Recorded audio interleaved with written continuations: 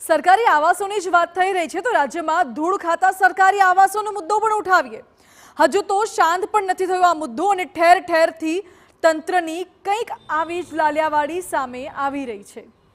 વાત કરીએ દેવભૂમિ દ્વારકાના ખંભાળિયાની તો અહીં ખંભાળિયા નગરપાલિકા ગાર્ડનમાં 80 લાખ રૂપિયાના ખર્ચે સ્વિમિંગ પુલ તૈયાર કરવામાં આવ્યો છે અને નગરપાલિકા દ્વારા સ્વર્ણિમ જયંતિ મુખ્યમંત્રી શહેરી વિકાસ યોજના અંતર્ગત આ સ્વિમિંગ પુલનું નિર્માણ કરાયું હતું।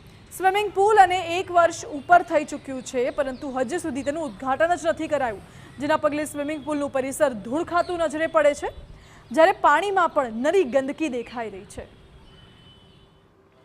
સ્વિમિંગ પુલ તો તૈયાર છે છતાં ઉદ્ઘાટનના અભાવે તેના પર તાળા લટકી રહ્યા છે, ત્યારે સ્થાનિકોની માંગ છે કે તંત્ર દ્વારા સત્વરે આ સ્વિમિંગ પુલ ચાલુ કરવામાં આવે જેથી સ્થાનિકોને તેનો લાભ મળી શકે અને બીજું એ કે બંધ પડી રહેવાને લીધે ક્યાંક ખર્ચાયેલા લાખો રૂપિયામાં પાણી ન વહી જાય, કારણ કે ખાસ સ્વિમિંગ પુલ માટે ખરીદાયેલા સાધનો પણ હાલ તો ધૂળ ખાઈ રહ્યા છે।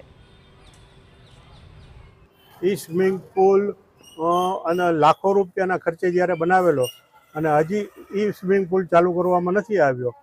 જો એ ચાલુ કરવામાં આવે તો આજે સામાન્ય પબ્લિકને એનો બહોળો લાભ મળી શકે એમ છે। તો અમારી એક પ્રજાજનો તરીકે એક નમ્ર અપીલ છે કે એ સ્વિમિંગ પુલ તાત્કાલિક ચાલુ કરવામાં આવે, નકર લાખો રૂપિયાની સંપત્તિ ધૂળધાણી થાય છે।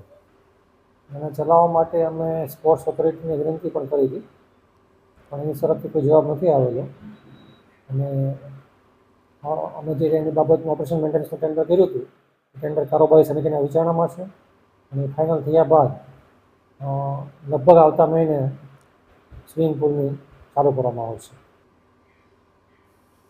તો બુલેટિનમાં અત્યારે બસ આટલું જ, પરંતુ જોવાનું ચૂકતા નહીં સાંજે 7:56 કલાકે અંતિમ રાઉન્ડ ખૂબ જ આક્રમક વરસાદ અંગેની તમામ અપડેટ્સ જુઓ TV9 ગુજરાતી ઉપર।